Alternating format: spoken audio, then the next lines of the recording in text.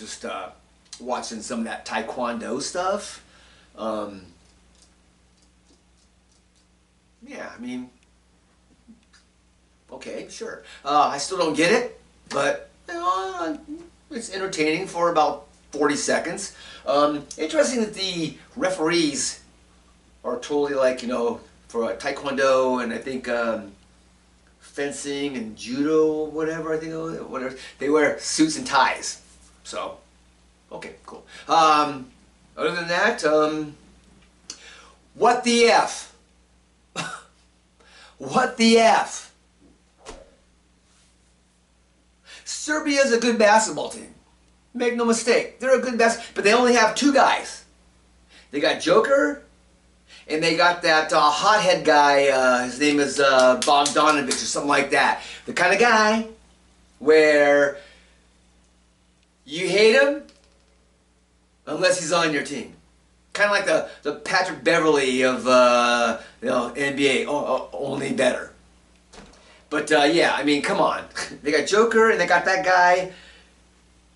We freaking have Durant, LeBron James, Steph Curry. Come on, man. Embiid. I mean, we have like all of those guys have won NBA MVP honors. Okay? I mean, they got one, we got five.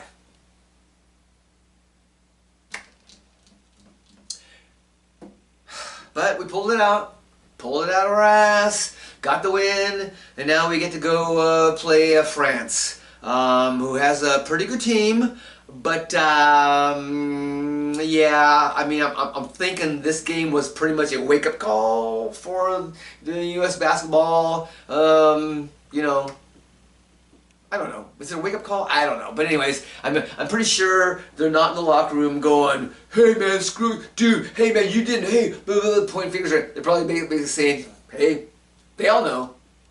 They're professionals. They all know. Dodged a bullet." So yeah. So let's go. France is coming up, and I'm pretty sure. Yeah, it'll be a little bit different. So yeah, so anyways, this is the second week of the Olympics. Pretty much the glamour sports at this time, I think I talked about this last week, is track and field. It's all about track and field. Yeah, sure, I mean, sure, you got, they start throwing in these rock climbing, although it's called something else, called sport climbing or something like that. And they got breakdancing, which I thought was a joke, but apparently breakdancing is a thing in the Olympics. 75 countries, right? That's all you need, 75 countries. And then synchronized swimming, you know, that kind of stuff. That's thrown.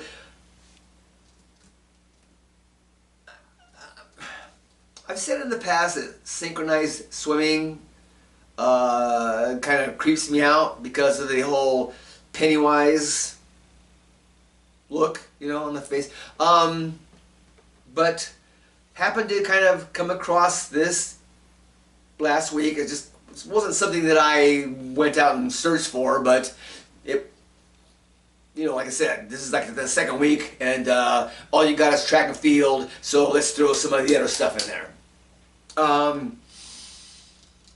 It's called artistic swimming now, and this ain't your grandma's synchronized swimming. It's kind of come to that point where it's more of a Cirque du Soleil water show thing. I mean, the girls are coming out of the water, they're spitting water out of their mouths like fountains and stuff, and now they have the cameras beneath the pool, so now you can see their legs all doing the herky-jerky or whatever type of thing. Okay, yeah, once again, it was good for about, you know, 35, 45, maybe a minute. But not something, obviously, I'm not going to go and search for it, you know, watch it or anything. But, I mean, it was like, okay. Got to give them props that they've gone away from that whole weird thing from the 80s and 90s, and now it's become more of an actual kind of thing. I don't know. I don't know why I'm doing this, and I don't know what that thing is, but didn't suck, okay? Didn't suck. Speaking of swimming, one of the cooler things about this whole Olympics and just the whole sport of swimming in general is that they can build these portable swimming pools that are Olympic sized, and they are like, I mean, they're putting them in a stadium that usually plays soccer. Or they're putting them in an arena that usually, Taylor Swift was playing last month in that same exact place. They can build these portable pools, and it's like, technology? I mean, that's awesome. I mean, that they can do that now. I'm pretty sure they've been doing it for a while, but as usual, I'm like most people where it's like, oh, I don't really see that until all of a sudden the Olympics happen. Which is another really cool thing about the Olympics. You just see things that don't usually happen, and it blows your mind. Speaking of portable pools, I was watching the people swimming in the marathon swim. They're in the Seine River, which is notoriously known because it has a lot of crap in it, I guess. I'm thinking, if they can build these portable pools where you can swim in there, like inside of like a football stadium, why can't you build something where those people can swim and it's not poopy? Technology, right? I mean, why can't you build something, or at least put them in Tahiti with the swimmers, I mean, with the surfers, do something. But really, I mean, is that was something somebody said, oh, no matter what happens, these events have to be in the poopy river. They gotta be.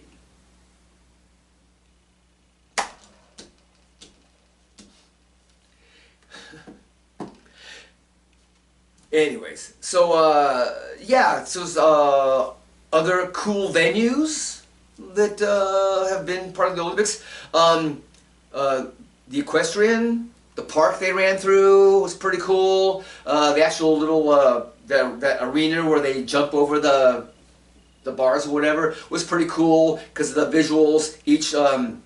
Each jumpy thing had yeah, that's technical. Jumpy thing, that's a technical thing. That's what they call it. Had like a theme. Like there was like a French balloon on one, and there was like a little village on another, and then there was like a country scene on another. It was all very visually captivating.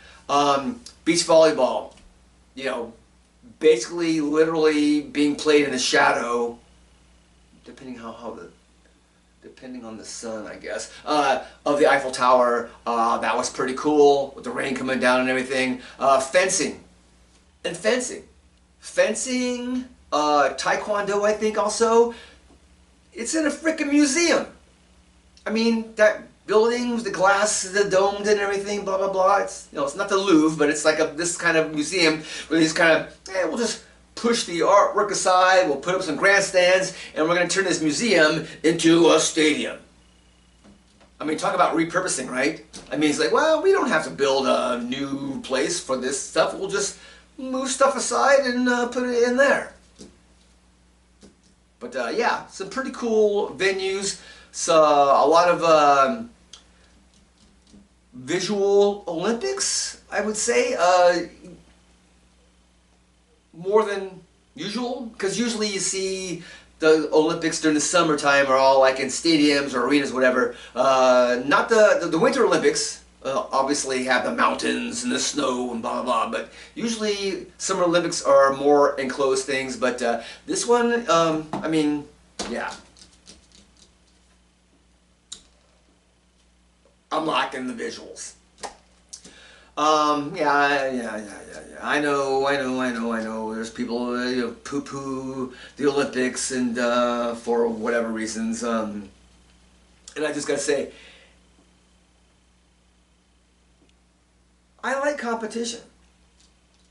if you're somebody who's poo-pooing the Olympics because whatever reasons you got, then you're not really a sports person. You're a, oh, my team person, and other than that, I don't watch anything else.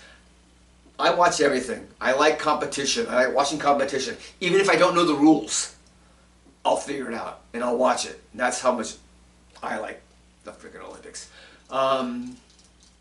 There is one thing though, okay, there's one thing though, there's always a but, right? Pet peeve, graphics.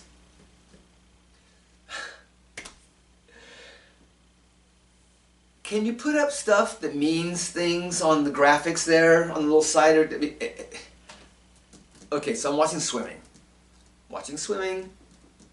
And they have this thing, and it's like a graphic. As a swimmer is swimming by, it says M/S, and I'm pretty sure that means meters per second. I think that's what it means. I'm not really sure whatever MS meant. And they're showing this, and I'm like, I don't care how fast they're swimming. I don't care. I care about who's in first, who's in second, blah blah blah, and how far, the distance between them. That's what I care about. I don't care about how fast they're going. I don't care about launch angles in baseball. I don't care about velocity. I care about, did you hit a home run? You hit a home run. Oh, was this? I don't care how long it was. Did you hit a home run? You hit a home run. Very good for you. But there's no baseball in the Olympics. Just saying. But anyways, graphics. Come on, man. I mean, I don't know. Is there one person in charge of the graphics department? Or is it just like a separate entity for each sport? Because some sports have the good graphics, like the track and field one, where they were running and it showed the distance and how far, yada yada. Do they not get together and go, you know what, we need to probably show this graphic? I mean, even if I don't know the sport, ask me, and I'll find out and say, oh yeah, I think the person who likes this sport is going to want that graphic there up on that thing. That's very important. So, just saying, pet peeve, please get your graphics together. I've said this in the past, till I'm blue in the face. Speaking of bad graphics, shitty announcing.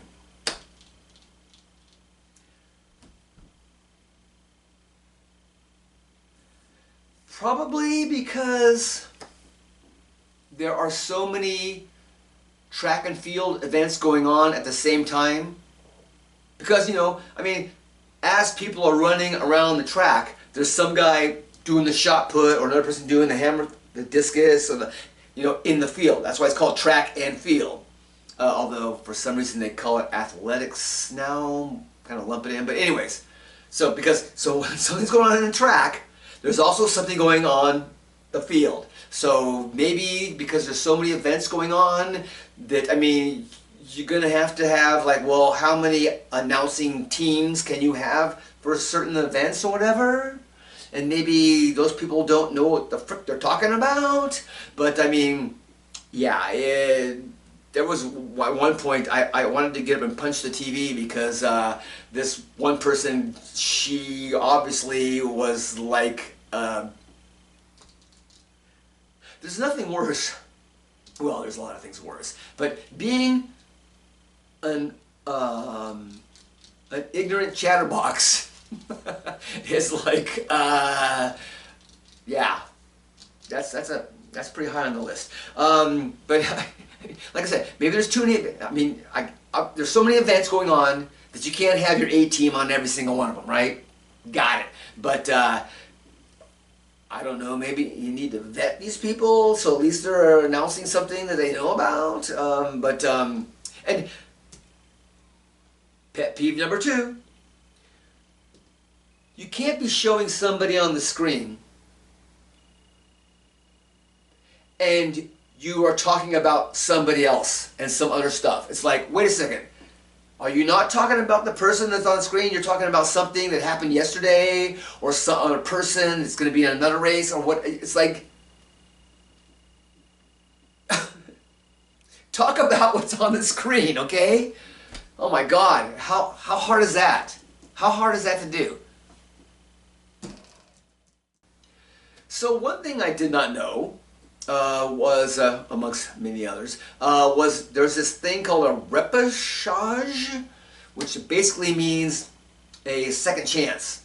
So if you didn't qualify in your heat for a particular race, you get bunched with a bunch of other people that didn't automatically qualify in their races, and you get a second chance to go on to the final. And I was like, okay, that's interesting, but what does that mean for like say you came in 4th in your race and had a really good time. So now you have to go to the repechage or whatever, and you have to race against these other guys that place. So now you get, and then you don't win that, so you get kicked out because some guy got a second chance, whereas your time was good enough to actually go to the final. See where I'm coming? See where I'm coming from this?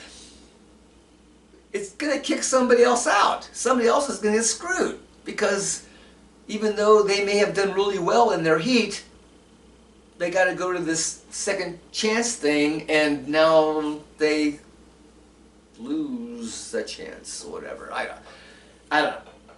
But apparently it's okay. Apparently a whole bunch of everybody's okay with it. I don't know. Well, I don't know if everybody's okay with it, but I guess that's just the way it is. So yeah.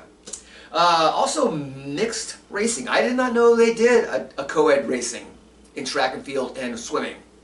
They have, well, co-ed means. Did not know that existed either. Yeah, so. And as always, you gotta have the what the fuck moment, right? So, in gymnastics, they were doing the floor exercise. And so the girl from Brazil won, and Simone Biles from the United States came in second. And initially, the girl from Romania came in third, bronze medal. And she's all happy.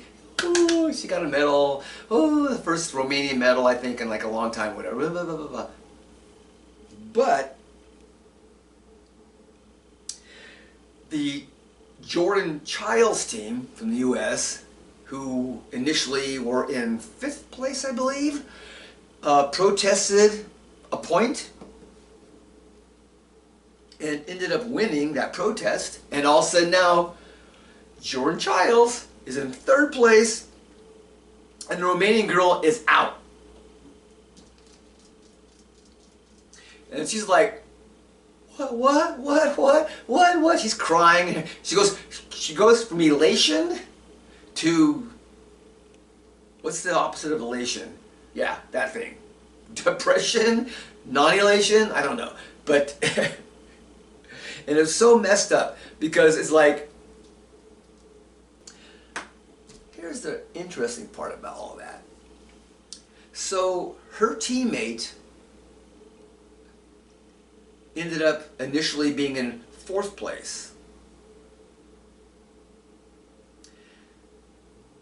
And the reason being is because the judges took a point off for her stepping out of bounds. Except she didn't step out of bounds. Now, so you have 2 Romanian gymnasts. I'm pretty sure the Romanian team said, no, just don't say anything. We're just we're gonna give it to the veteran and not the young newcomer. No, because she won bronze, and your time will come. But for the good of the team, and the good of the country, we're gonna let her get the bronze medal. But then she didn't. She didn't get the bronze medal. So, if the Romanian team would have challenged the other girl's thing and said no, she didn't step out of bounds, she would have moved into 3rd place and got the bronze medal. But they couldn't challenge after the whole thing was reversed. So they actually screwed themselves out of a medal because they were going to give it to who they thought it was until the U.S. team challenged it. So, oh well, Olympics, gotta love it. Alright, so football season is pretty much started. It's been a couple of games now, Hall of Fame game, some preseason stuff. Of course, nobody cares anymore because none of the starters play. The only thing about the Hall of Fame game is that you have the Hall of Fame inductees, you know, and they all come there and do their little spiel. And every year, there's the same old questions. Why and how?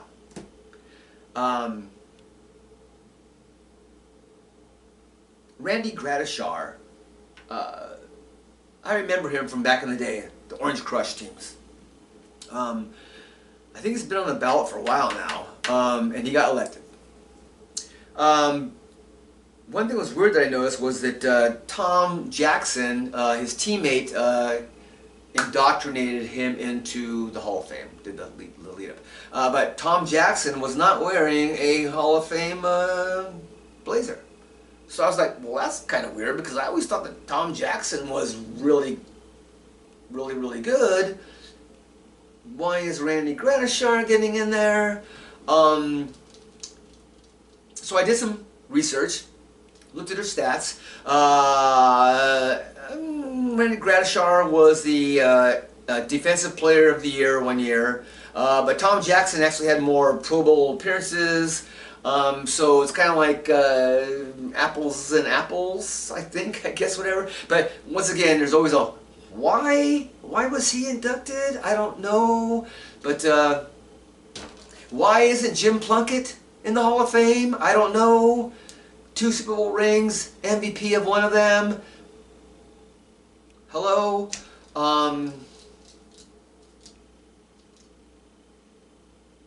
how... Chris Berman is an icon. He's one of the OGs, right? ESPN OG. ESPNOG? Anyways. But, man. Somebody needs to probably proofread his scripts before he says them, because there were some moments where he was talking and it's like, kind of cringing a little bit, because he's saying stuff that's like, okay, nobody's laughing at that, but, you know, I get it. He's an OG. They throw him a bone every once in a while now, but, yeah, I think he's, yeah. Somebody's got to help him out. Help him out. So, of course, when we talk about football, you got to talk about frickin' the goddamn Dak Prescott bullshit. Like, oh, he's going to be a free agent after this year. He can get as much money as he wants. If I'm the owner of a team, I ain't paying Dak Prescott shit. I'm not paying. I don't care how many yards, stats, blah, blah, blah, blah he puts up. He ain't a winner. He's not a winner. You can put him on whatever team you want. What other team are you going to put him on, other than the Dallas Cowboys, that has a lot of talent, and he's going to win with them? Tell me, what other team? He ain't going to San Francisco. He ain't going to Philadelphia. He's not going to Kansas City. What other team? What other team is like a quarterback away, you know? He ain't. None. None.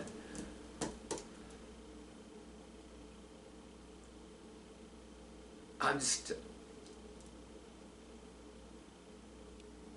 just saying this now. So that later on, one or two things are going to happen.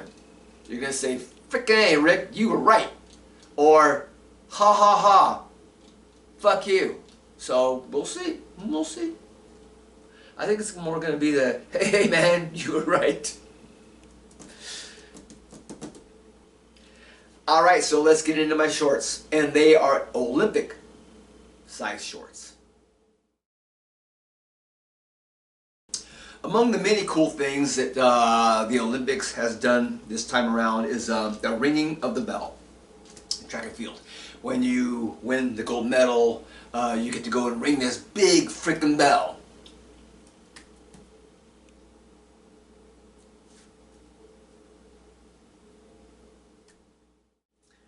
So all of a sudden it dawned on me that there's no team from England.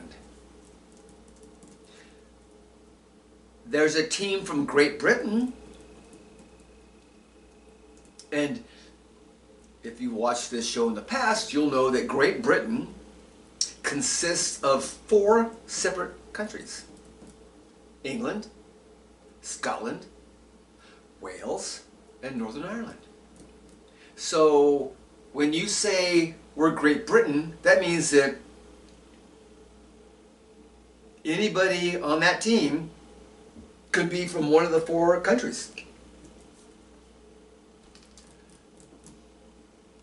But you don't see anybody holding up a Scottish flag or a Welsh flag after they win, because all of the people who have won are actually from England.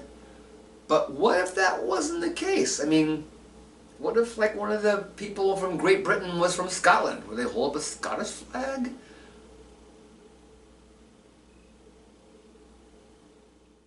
So, 3-on-3 basketball. Okay. Why? I mean, that's one of those hoopla events you have at your local town, city, whatever. You know, obviously they're not the best basketball players because they would be playing on, you know, the basketball team. But it's kind of like a JV thing. Okay. 75 countries.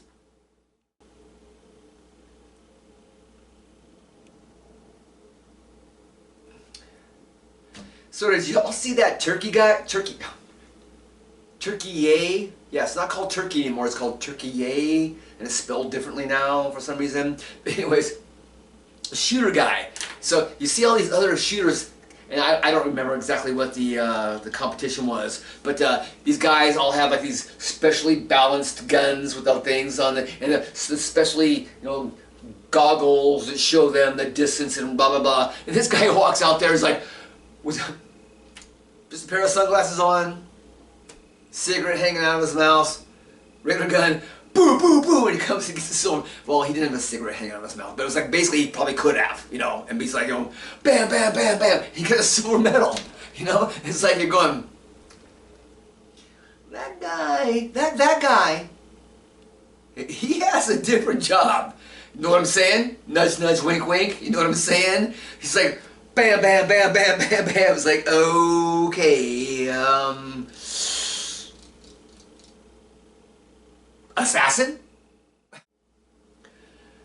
There's been a few awesome moments for the U.S., particularly for people that weren't expected to really win or medal even or whatever, coming through and like, oh my God, Cole, this guy, Cole Hawker, I guess Cole Hawker. Sounds like a weird name. It's almost like a band name, Cole Hawker. But anyways, the 1500 meter, which back in my day was called the mile, but whatever.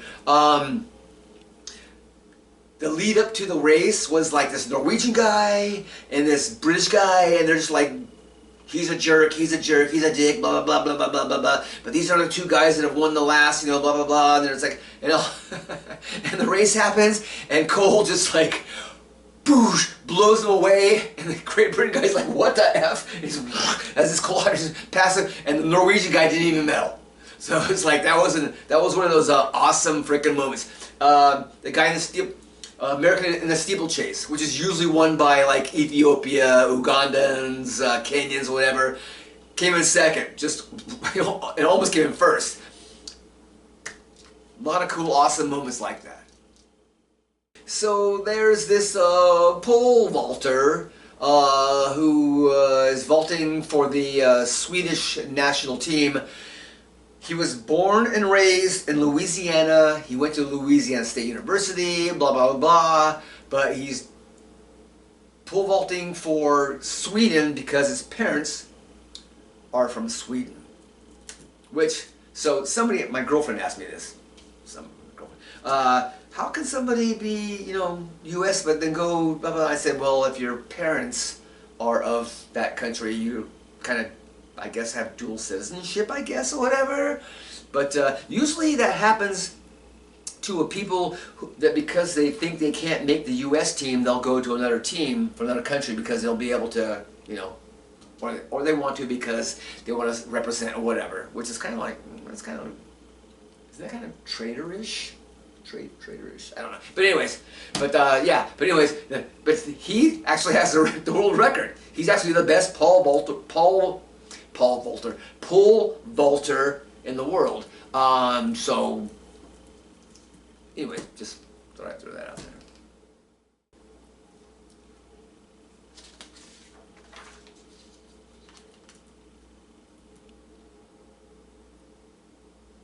Can I have a little less of Snoop Dogg? I mean,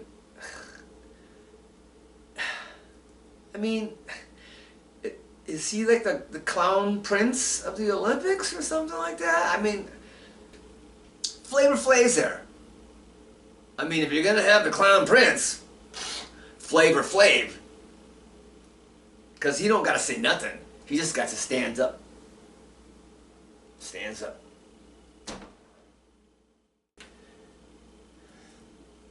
And finally, Pitbull has reportedly paid Florida International University $1.2 million for the naming rights to their stadium. So the stadium is now going to be called Pitbull Stadium. I've seen the stadium. It ain't the Horseshoe. It ain't the Big House. It ain't even Cal Berkeley. It's like if there were, if stadiums could be called dive bars, it's a dive bar. Yeah, it's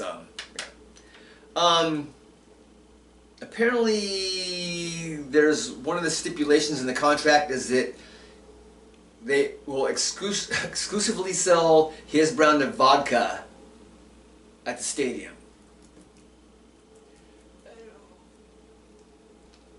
I'm pretty sure that most of the people going to that stadium are going to be under the age of 21. So how much sales is that going to be of, I don't know, vodka cran and Black Russians or something? I don't know.